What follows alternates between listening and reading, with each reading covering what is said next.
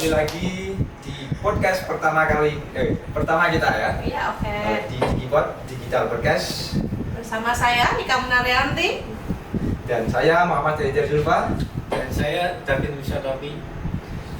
Di sini kita akan membawakan tema yaitu mengenalkan bisnis digital di era 4.0.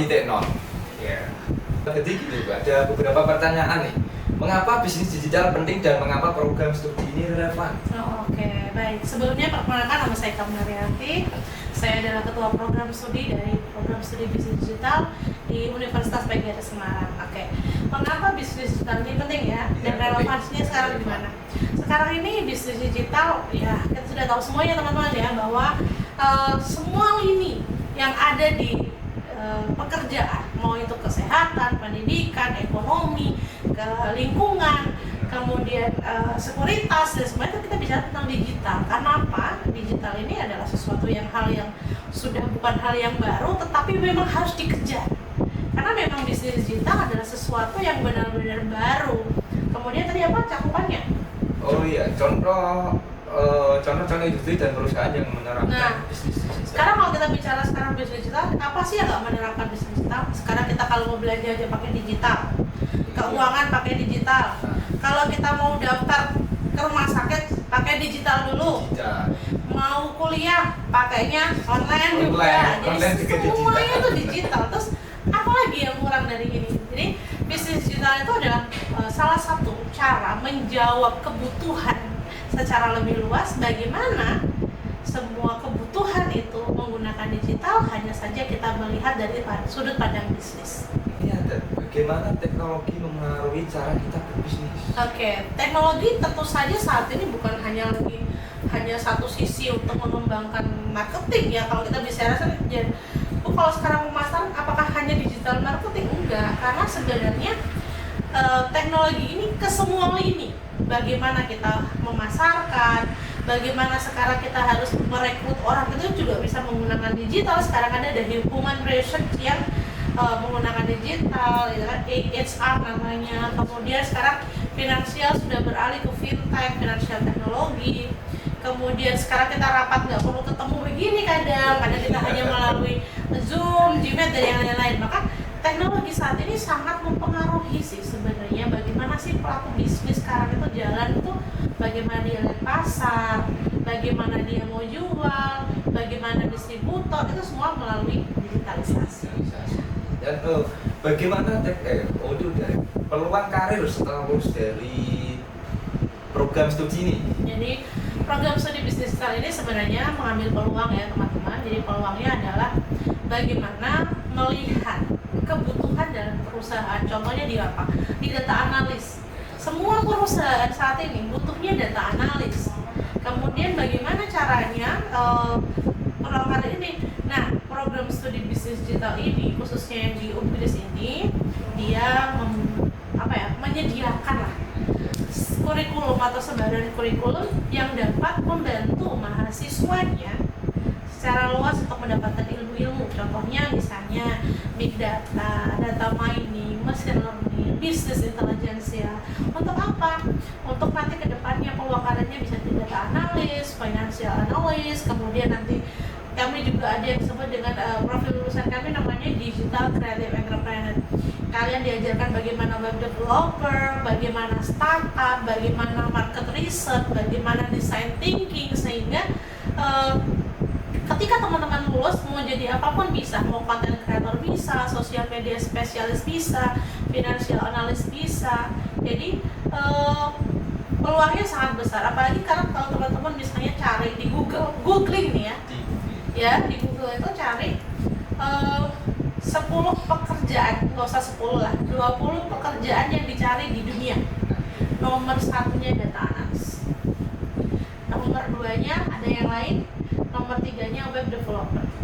Jadi profil di bisnis digital ini sangat membantu menyediakan teman-teman untuk berkarir nanti. Sekarang saya mau tanya ini. Ibu, oke, silakan. Saya sangat penasaran. Di sini Bu Ika sudah menjelaskan banyak sekali prospek kerja untuk kita yang sudah kuliah di sini ya. Tapi untuk kita lihat itu di lapangan itu banyak kuliah S1 atau S2 masih pengangguran. Iya.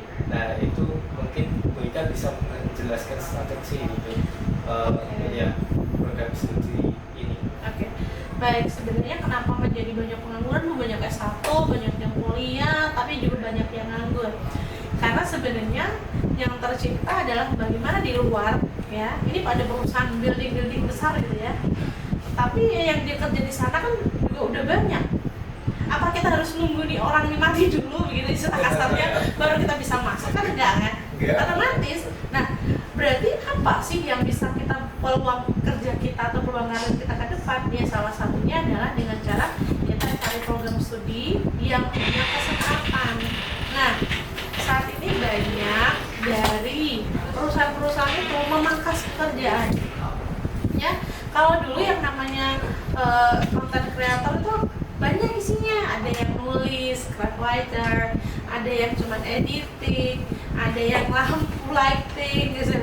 Kalau sekarang enggak, content creator satu utuh gitu. Harus bisa semua nih, editing bisa, ambil video bisa, bikin naskah bisa. Lah, berarti kan semakin sedikit. Nah, kalau misalnya contohnya teman-teman masuk semua manajemen, ekonomi, atau jadi guru semua, terus lapangan kerjanya gimana? Nah, maka itu bisnis digital ini punya peluangnya adalah bisa berwirausaha. Jadi salah satunya, makanya profil perusahaan kita namanya digital creative entrepreneur. Jadi yang namanya usaha itu bukan hanya dengan membangun sebuah perusahaan, tidak, tetapi dengan kreativitas di dunia digitalisasi misalnya kita bisa memberikan event. Sekarang kalau teman-teman lihat itu banyak kan, kayak misalnya bantu bikin konten, harganya berapa. Ini kan digital kreatif kan, orang semua butuh itu sekarang. Kan bukan lagi perusahaan yang harus menyerap. Nah, kenapa banyak pengangguran? Karena pandangannya sama. Ya, kenapa harus satu ini aja? Nah, yang menjadi berbeda ya, ini teman-teman mesti harus tahu bahwa ada perbedaan antara pengusaha dengan pebisnis. Pengusaha itu mengusahakan apa sih yang bisa diusahakan, tapi tidak banyak orang yang berusaha. Tapi yang namanya berbisnis adalah bagaimana membuat itu usaha dan berjalan. Nah, kemudian di sini teman-teman perhatikan, yang namanya pengusaha itu kalau kita jual jajan misalnya, keuntungan 100 rupiah. Itu Satu jualan. Tapi kalau kita sebagai pengusaha, keuntungan 100 rupiah itu kecil. Tapi bagi pelaku bisnis pandangannya berbeda. Kalau saya jual ini 100, satu pieces, ya, keuntungan saya 100. Bayangkan kalau saya jual 1000, keuntungan saya berapa? Bagaimana saya bisa ngambil ke sana? Caranya. Nah, itu bedanya yang namanya sebuah pengusaha sama bisnis. Maka bisnis digital itu membantu pola pikir mahasiswa, calon mahasiswa dan teman-teman semuanya adalah bagaimana caranya kita berpikir mulai dari awal kita startup mengelola hingga nanti, sehingga kita menjadi sebuah pelaku yang bisa menyerap nih semua para pengangguran ini, misalnya begitu. Karena semua konsepnya sama, pengen lulus habis itu kerja. Semua orang pengennya sama. Misalnya di kampus ini aja, berapa banyak lulusan satu angkatan? 13.000. Kalau lulus semua, ya kan? Iya. Katakanlah kita 50%-nya saja. Ini baru satu kampus. Yang negeri banyak lagi. Kampus-kampus di luar sana. Kampus di luar sana banyak, berjuang juga. Kalau konsepnya adalah habis lulus mencari pekerjaan tanpa pengalaman bekerja, hanya yang susah. Makanya di bisnis digital Ubrus ini kami memberikan penawaran pengalaman belajar bagaimana sih kita menjalankan bisnis, melakukan ide bisnis, kelayakannya bagaimana, kemudian approve-nya bagaimana, sehingga ketika kita tidak mendapat pekerjaan bukan menjadi beban, tapi bagaimana kita berusaha untuk maju. Jadi itu ya perbedaannya. Nah, ini ngomongin tentang pengalaman, bagaimana pengalaman belajar dan perspektif mereka tentang program studi ini? Sebenarnya kalau bagaimana perspektif itu kembali ke mahasiswa masing-masing ya. Tapi menurut saya kan sebelumnya saya juga mengajar di prodi yang lain ya, bukan di bisnis digital. Konsep bisnis digital itu adalah bagaimana kita belajar bersama. Jadi kita seringnya lebih diskusi. Nah, sebenarnya diskusi. Nah, kadang sebenarnya kan kita tidak tahu apa sih kemauan mahasiswa masing-masing. Nah, kalau mungkin di prodi lain ya kan diberi dosennya, presentasi selesai misalnya gitu. Nah, kalau di bisnis digital kita membangun apa ya istilahnya namanya yang lebih gampang adalah vibe, positive vibe lah, maksudnya lingkungan dan kondisi pembelajaran yang lebih santai dan lebih positif. Jadi konsep kami sebenarnya kalau di prodi bisnis digital adalah bukan seperti doktrinisasi begitu, tapi kami terbuka melayani mahasiswa untuk berbincang atau misalnya berdiskusi tentang apapun. Kadang memang agak aneh pertanyaan-pertanyaannya. Kadang tanya, kenapa kok jualan ST kan banyak kok? Nah, kenapa sih ST itu banyak banget? Keuntungannya dari mana? Padahal kan cuma 2.500, cuma 3.000. Cara modal tuh sedikit aja. Ya masuk. Kalian salah karena kalian hitungan per cup. Kali lagi bahwa pengusaha itu bicaranya secara utuh. Nggak mungkin kan dia pesan 1 cup, pasti dia pesannya 1.000 cup. Nah dia pesan pasti bahan bakarnya adalah untuk 1 bulan. Nggak mungkin untuk 1 hari doang. Ya stok. Nah berarti sekarang jadi ibaratnya 1 cup itu paling harganya kalau kita beli bal-bal yang gede itu paling satu wadahnya 300 loh. 300. Modal gula sesendok. Ya kan? Kita katakanlah modal gula sesendok 300. Air biasa aja, air kan masukin rebus matang ya kan? Matang, udah. Tehnya kan nggak mungkin sekali celup habis, dicem-cem dulu sampai warnanya sampai kecepatan gitu. Paling cuma berapa es batu kalau tumpukin habis lah, misalnya segelas itu kita bicara beli es batunya 300. Airnya tuh nggak sampai penuh kan pasti, cuma segini aja kan, sekecil ini kayak gelas, paling hanya segini doang, karena di dalamnya sudah ada es batu. Kan kalian nggak pernah lihat kan orang isi es teh itu airnya dulu, esnya belakangan. Pasti esnya dulu. Esnya dulu. Itu adalah trik jualan. Berarti secara garis besar dia cuma jual modal 1.500. Dia jual 3.000. Bayangkan keuntungannya. Setengah sendiri. Padahal kalian mikirnya rugi lagi orang ya. Iya, itu kalau semua 1 cup. 1 cup. Sehari berapa banyak mahasiswa yang butuh es teh? Lagi franchise-nya ya. Iya, belum franchise-nya juga. Beli merek lah kan. Berapa banyak uangnya? Ya, jadi bisnis itu melihat dari sana. Kalau pengusaha ya kalau jual dia rugilah gitu. Tapi kalau bisnis, kalau dalam 1 hari dia bisa menjual 100, keuntungannya berapa? Kali 1.500. Apa itu? 10 aja udah 15.000, ya kan? 150.000 sehari. 150.000 kali 30, 4.500.000. Untungnya doang. Belum itu kalau dia apa namanya? Kita bisa hasil kotor. Hasil kotornya kan? Itu udah hasil bersih menurut aku karena sudah kepotong dengan uang kapitalisasinya. Nah, itu kan disebut dengan pelaku bisnis. Tapi kalau teman-teman misalnya nggak lihat itu, nah makanya bisnis itu melihat peluang-peluang yang nggak ada. Jadi makanya digital business ini sebenarnya dirancang kurikulumnya adalah untuk membantu teman-teman melihat apa sih sebenarnya yang dibutuhkan sebenarnya tapi tidak terlihat. Itu seperti tadi teman-teman mengatakan es tehnya padahal besar dia dibandingkan harus bikin kebab gitu kan. Modalnya banyak juga. Debu itu kan belum dihitung dengan yang jual. Karyawannya gimana?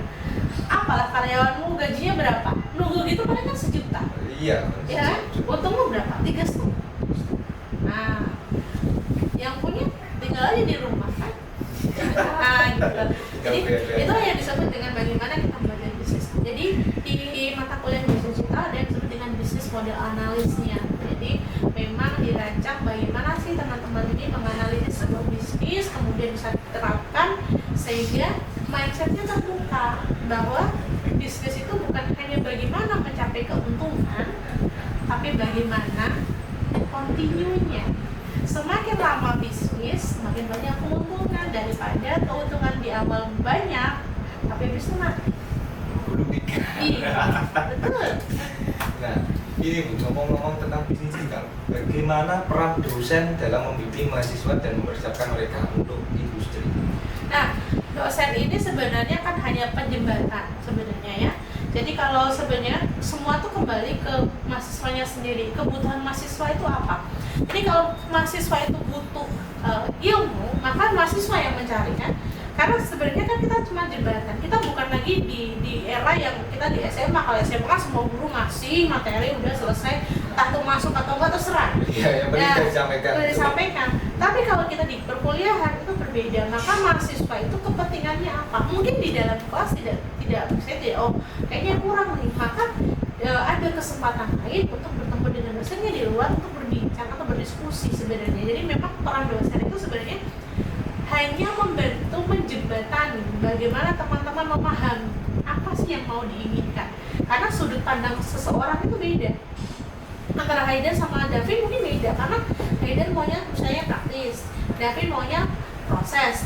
Nah ini beda lagi ceritanya, karena ketika kita menyamakan konsep dua ini jauh, makanya peran dosen itu sangat penting. Makanya kan kalau di bisnis digital diharapkan kami sudah menghimbau kepada para dosen untuk memastikan bahwa transfer knowledge-nya itu bukan hanya di dalam kelas, tetapi bagaimana diskusi yang berbagai gitu ya. Di sini silakan izin saya. Iya, silakan. Jadi saya ingin bertanya, sebenarnya sekarang lagi viral ya tentang ada tulisan di TikTok yaitu bertulis kuliah hanya menganggur 4 tahun dengan gajian. Iya. Oke. Karena itu tadi kuliah tuh hanya menganggur dalam 4 tahun. Iya memang tergantung dari mahasiswa lagi ya. Karena saya dulu sepertinya nggak nganggur amat sih jadi guru ya. Jadi saya dulu mahasiswa itu saya dapat uang saku dikit nih, cepet banget dari orang tua. Kadang tuh mungkin di akhir bulan udah habis nih ya kan. Gimana saya cari uangnya gitu. Jadi kadang udah minggu akhir udah nggak punya uang, gimana saya bisa masak. Jadi saya besok saya mau masak ini nih, berapa? 10.000. Satu kos-kosan isinya 10 orang, 100.000. Masak apa maunya? Pecel lele misalnya. Kalau dulu kan lele murah 16.000. Iya. 16.000. Tambahlah kita bicara sambal, paling 10.000 loh dan sebagainya. 26.000 aku masak. Aku udah makan gratis. Yang lain aku kasih makan. Sisanya berapa? 26.000. Berarti 100.000 ya? 100.000. Jadi ada 74.000 kan yang lalu. Aku bisa hidup dari 74.000. Masuk ke kantor. Masuk ke kantor. Cara bisnis begitu ya. Jadi kemudian bagaimana kerja lagi Bu? Karena gini, kesempatan bekerja itu banyak teman-teman. Apalagi kalau di era sekarang ya. Kalau teman-teman misalnya saya nggak pengen kerja yang full time misalnya. Sekarang ada kerja yang remote part time ya. Jadi teman-teman bisa buka LinkedIn. Banyak sekali itu koneksi ada yang connected ID itu juga bisa untuk mencari pekerjaan. LinkedIn itu juga iya. Yang notabene dalamnya itu banyak yang untuk mahasiswa. Terus misalnya jadi influencer itu juga salah satu bentuk pekerjaan kan sebenarnya. Kemudian misalnya nggak harus nggak harus di perusahaan jadi magang segala macam, walaupun nanti ada kesempatan magang, tapi teman-teman bisa cari pekerjaan yang misalnya jadi admin Shopee itu kan nggak harus kerja di kantor kan, dari jauh admin perusahaan apa itu kan bisa, karena sekarang ini sosial media itu luas. Jadi sehingga tidak lagi menjadi batasan kan. Jadi kalau saya dulu ya nggak nganggur-nganggur, karena saya berpikir bahwa saya kuliah itu bekerja. Jadi orang tua saya kasih saya duit, saya baliknya apa? IPK. Gitu. Jadi saya modelnya gitu dulu kalau kuliah. Jadi saya bekerja, dan juga saya dulu kalau nggak punya uang cari ini ke warung gitu, cuci piring, lumayan lah, setidaknya dapat makan gratis. Atau enggak jadi tukang parkir, lumayan tuh gajinya. Jadi tukang parkir tuh jangan salah, sehari bisa 500.000. Iya betul. Jadi tentang ngomongin itu ya Bu, terkadang anak-anak muda itu gengsi. Nah itu dia. Jadi sebenarnya yang menjadi masalah itu adalah gengsi ya. Oke. Jadi makanya sebenarnya kalau kita mau bicara, nggak mungkin ada yang nganggur lulus kerja, punya modal ijazah, punya pengetahuan, punya relasi. Harusnya orang kuliah tuh punya relasi kan? Harusnya. Harusnya kan? Nggak mungkin orang kuliah nggak punya teman kan? Iya. Pasti punya relasi. Apa sih yang menyebabkan dia nggak punya pekerjaan dan dia menganggur? Satu, gengsi. Yang kedua, mudah menyerah. Karena sebenarnya pintu tuh banyak. Tapi kita kadang udah pintu 1 selesai nggak ada, pintu 2 selesai nggak ada, pintu 3 ya udahlah ini nggak ada kerjaan buat saya. Tapi nggak bisa lihat bahwa oh misalnya nih ya, kalau saya ini pekerjaan 1, 2, 3 nggak ada nih, kok bisa nggak ada ya? Saya salahnya di mana gitu. Jadi saya dulu pernah ngelamar pekerjaan di Excel. Saya nggak ngerti yang namanya pivot table. Saya nggak ngerti pivot table apa. Pulang saya balik ke kampus, nanya semua anak akuntansi, pivot table apa? Karena saya lagi informasi, pivot table itu apa? Ini loh, oh Excel doang ini. Gue kagak ngerti ya Allah itu ya. Oke. Jadi sebenarnya ketika kita maksudnya ini, ketika kita dalam proses menganggur ini, kita bisa mengembangkan karir kita masing-masing dengan cara apa? Cari tambahan ilmu, cari tambahan kompetensi. Biar apa? Siap. Kadang orang kalau ditanya saya ya, teman-teman mungkin pertama kali misalnya habis lulus melamar kerjaan, ada rasa gede nggak sih kalau ditanya? Pasti kan? Iya. Karena nggak terbiasa ngomong kan? Iya. Tapi coba beda sama orang yang udah bolak-balik ditolak. Dia udah tahu nih celahnya nih. Oh, orangnya harus ngomong apa. Baru masuk pintu aja dia tahu caranya gimana. Duduk pun juga dia harus tahu caranya gimana. Jawab karena dia belajar. Harusnya ketika dia di proses untuk mencari pekerjaan itu, dia belajar. Oh, mungkin public speaking saya kurang. Oh, mungkin di dalam CV saya nggak ada yang menarik. Harusnya kan belajar. Nah, yang kedua adalah relasi. Nggak mungkin 4 tahun segini banyaknya orang kok tak kenal sapa-sapa kan? Iya. Nah, kadang kita gengsinya adalah masa ya aku jadi di koncoku, ya kan? Kadang gitu kan? Iya kan? Nah, gengsinya itu makanya sebenarnya itu sih yang menyebabkan kenapa banyak pengangguran sebenarnya. Gitu ya. Ini ada lagi. Pertanyaan kalau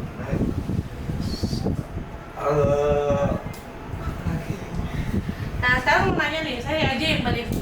Kalau misalnya teman-teman ini kan ada bisnis nih, kira-kira rencananya kalau mau lulus mau apa? Jadi apa? Bekerja, berusaha, berbisnis, atau nikahin anak orang?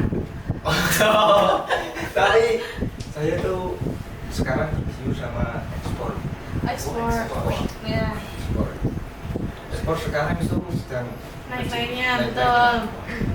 Nah, berarti kalau misalnya mau ekspor, nah kamu harus pelajari dulu kan, berarti domestik berapa, ya kan?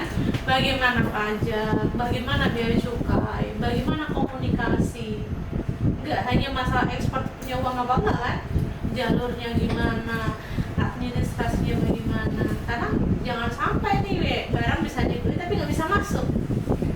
Ya, iya, bea cukai kan begitu. Maka perlu tahu bagaimana komunitas ekspor. Nah, belajar dengan orang-orang. Jadi sekarang gini ya, orang bijak itu adalah orang yang belajar dari masalah orang lain.